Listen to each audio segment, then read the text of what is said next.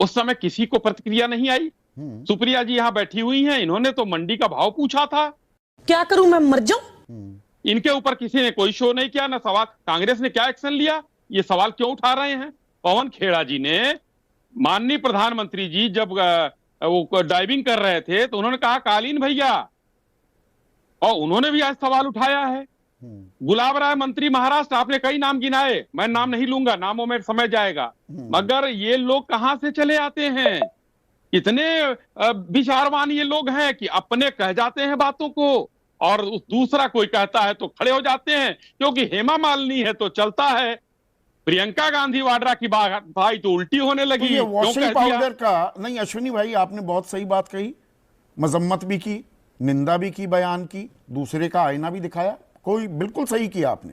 पर ये क्या एक वॉशिंग पाउडर के विज्ञापन का कोई कॉन्टेस्ट चल रहा है क्या, कि आपकी गलती गिनाई जाए, आपसे उससे सवाल पूछा जाए कि दूसरा भी ये कर रहा है? तो दाग अच्छे हैं, उनके दाग गिनवा दो, हमारे दाग के बारे में भूल जाओ।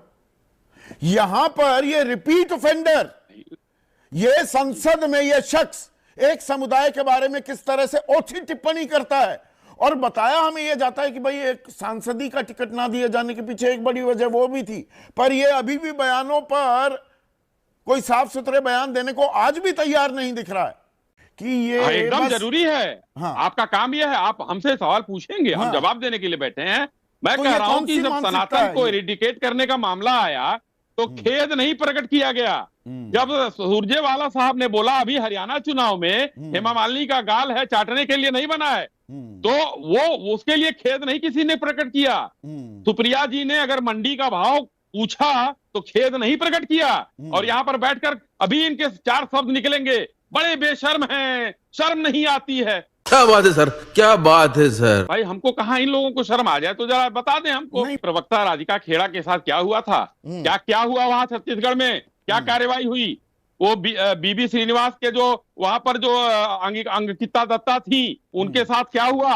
उनको क्या सजा मिली? इरफान अंसारी मंत्री थे, उनको क्या सजा मिली? पीपी शर्मा। अगर सनातन को इरिडिकेट करने का एक मामला आया, सुप्रिया का तो पीछा माफी थोड़ा नहीं मैं मांगी छोड़ने गई वाला थी। हूं, सुप्रिया का पीछा नहीं छोड़ूंगा। अभी मजा आएगा ना भिड़ो। सुप्रिया श्रीनेट आपको आईना, एक मिनट सुप्रिया श्रीनेट, अश्विनी शाही आपको आईना दिखा रहे हैं। आप अभी महिला सम्मान की बात कर रहे हैं, मानस की, विचार की बात कर रहे हैं, तो सुरजेवाला के वक्त और आपका खुद का, और वो तो बयान दिया था, मंडी का भाव पूछा था, तो आपकी मानसिकता क्या है?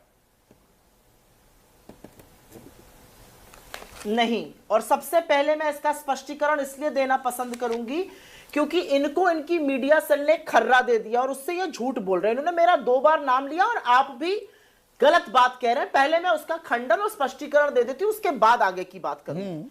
मेरे ट्विटर अकाउंट से ऐसा कुछ भी ट्वीट नहीं हुआ था। मेरा एक पैरोडी अकाउंट बीजेपी के कुछ दुष्कर्मी लोग बनाकर चला रहे थे, वहां पर यह लगाया गया था। जो व्यक्ति मेरा ट्विटर से कॉपी करके कभी कभी मेरे फेसबुक या इंस्टा पे डाल देता था, उसने मेरा पैरोडी जो हूबहू था, जिसके बारे में मुझे नहीं पता था, उसको होली वाले दिन लगा कि वो चीज मैंने ट्वीट करी है और उसने कॉपी करके डाल दी। कोई सेंस है इस बात की? तो दूध का दूध और पानी का पानी हो गया कि ये मैंने नहीं किया था, क्योंकि मैं ट्विटर फर्स्ट हूं, मैं हर चीज ट्विटर पे करती हूं। उनको पता चल गया जिस आईडी से हुआ था वो झांसी का था, जहां से हुआ था लोकेशन, मैं उस दिन लखनऊ में थी। तो ये पहला स्पष्टीकरण। बीजेपी मेरे बहुत बारे में सही। और मैं यहां पर मैं एक सेकंड सुप्रिया, आपने अपनी सफाई दे दी, और रणदीप सुरजेवाला का क्या?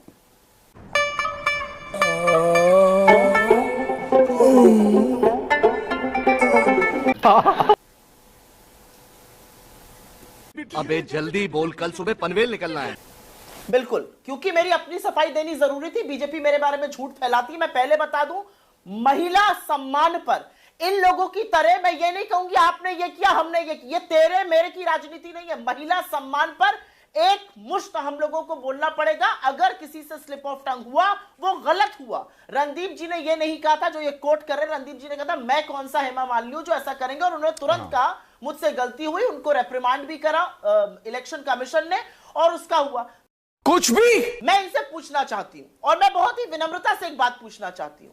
आप एक चुनी हुई सांसद के गालों की बात कर रहे हैं। अगर इसमें कोई आपत्ति नहीं तो क्या आप अपनी बेटी के गाल की बात करिएगा, आप अपने बहन की गाल की बात करिएगा, आप अपनी पत्नी की, अपनी माँ की गाल। अभिषेक ऑफिशियल टीवी में आपका स्वागत है। आपने इस वीडियो में देखा और सुना होगा कि कैसे इसमें डिबेट चल रही है सिर्फ एक बात पर कि बीजेपी कांग्रेस के जो भी उसमें वुमेन नेता हैं उन पर क्या आरोप लगाती है, कांग्रेस के लोग क्या आरोप लगाते हैं, ये सारी बातें चल रही है।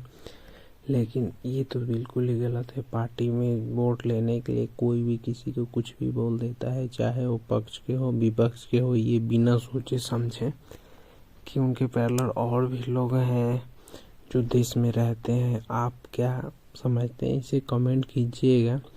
और राधिका खेड़ा ने जो बोला है ये कैसी बातें लगी आपको, ये भी कमेंट की बात करेगा, आप नहीं करिएगा। और उसमें भी कह रहे अगर किसी को दुख हुआ, वो किसी की पत्नी, वो किसी की बेटी, वो किसी की बहन, वो किसी की मां नहीं है। हम महिलाएं जो राजनीति में हैं, हमें लगातार ऐसी चीजों का सामना करना पड़ता है और ये ऊपर से शुरू होता है। जब प्रधानमंत्री मुजरा, मंगलसूत्र और बेटियों को छीनने की बात चुनावी मंच से करते हैं तो उनके नीचे रमेश बिधूड़ी जैसे लोगों को लगता है वो कुछ भी बोल देंगे चुनावी मंच से या कहीं और। असलियत यह है कि प्रधानमंत्री ऐसे तमाम उन लोगों को फॉलो करते हैं जो दिन रात सोनिया जी को, दिन रात प्रियंका जी को, दिन रात मेरे जैसे लोगों को, दिन रात प्रियंका कक्कर जैसे लोगों को, दिन रात आतिशी मारलेना जैसे लोगों को गंदी गंदी गालियां, रेप की धमकियां, हमारे घर के बच्चों को क्या कर देंगे, ये सारी बातें। तो ये कांग्रेस में भी तो भरे पड़े हैं, कांग्रेस में भी तो ऐसे लोग भरे पड़े हैं। सुप्रिया, राधिका खेड़ा जो एक वक्त आपकी सहयोगी थी, क्या हुआ रायपुर में? श्रीनिवास बीवी पर बहुत गंभीर आरोप लगाए आपत्तिजनक बयान करने के, पार्टी तक छोड़कर चली गई। वो पार्टी ना छोड़ के गई होती, पार्टी में कार्रवाई की होती। आपको अगर कुछ गलत लगा, पवन खेड़ा जी ने कमेटी सेटअप करी, उस कमेटी की रिपोर्ट आने से पहले आप भाजपा में शामिल हो गई, ये कैसे हो सकता है? आप वेट तो करती, पार्टी क्या एक्शन लेता? बंद करो हाथ जोड़ के। मैं असलियत यह है कि चाहे मणिपुर में औरतों को नोचने का मामला हो, बीजेपी चुप रहती है, बीजेपी की महिला नेत्रियां चुप रहती हैं, बीजेपी की महिला बाल विकास मंत्री चुप रहती है, नड्डा तो आप भी रहती है ना, प्रधानमंत्री चुप कांग्रेस भी रहती है। ये दरअसल सोच है। की हिम्मत रखती हूं मैं आपके सामने ये बोलने की हिम्मत रखती हूं कि इन सब लोगों के बयान की मैं भूरी निंदा करती हूं। ये निंदनीय बयान है और ऐसे लोगों को ये बयान बहुत सोच समझकर नपे तुले शब्दों में महिलाओं के बारे में बात करनी चाहिए। मैं आपके सामने ये बात करने को तैयार हूं। मुझे ऐसा लगता है कि ऐसे लोगों को राजनीतिक में होने से महिलाओं का सम्मान करना चाहिए, महिलाओं के लिए नपे तुले शब्दों में बात करनी चाहिए। क्या बीजेपी ये बोल सकती है? क्या प्रधानमंत्री या कोई नेत्री बोल सकते? मैं उस पार्टी से। दोस्तों, आप अगर यहाँ तक आए हैं तो आपको हमें उम्मीद है कि ये वीडियो अच्छा लगा होगा। आपसे एक रिक्वेस्ट रहेगी कि आप हमारे चैनल पर पहली बार आए तो चैनल को सब्सक्राइब करके वीडियो को लाइक कर दीजिएगा और बेल आइकन घंटी को दबाना मत भूलिएगा ताकि ऐसी वीडियो आपको हमेशा मिलती रहे। आपसे एक और रिक्वेस्ट रहेगी कि आप अपने फ्रेंड सर्कल में इस वीडियो को जरूर शेयर कीजिएगा ताकि वो भी इस वीडियो का आनंद उठा सके। और अंत में आपसे बोलना चाहूँगा कि आपने इस वीडियो में जो कुछ भी देखा हो दोस्तों, इस डिबेट के एबीपी न्यूज स्टूडियो में रिकॉर्ड किया गया था, जहां पे बीजेपी, कांग्रेस और भी सारे पार्टी के प्रवक्ता को बुलाया गया था जो कि अपनी अपनी बातें रख रहे थे। बीजेपी के कोई सांसद हैं जिन्होंने ये प्रियंका गांधी जी अभी चुनी हुई आई हुई हैं तो इनके ऊपर कुछ टिप्पणी कर दी है जिसको लेकर बवाल मचा हुआ है। उसी पर इस डिबेट को बुलाया गया था। तो आपको कैसा लगा डिबेट कमेंट कीजिएगा और मिलते हैं अगले वीडियो में। तब तक के लिए जय हिंद।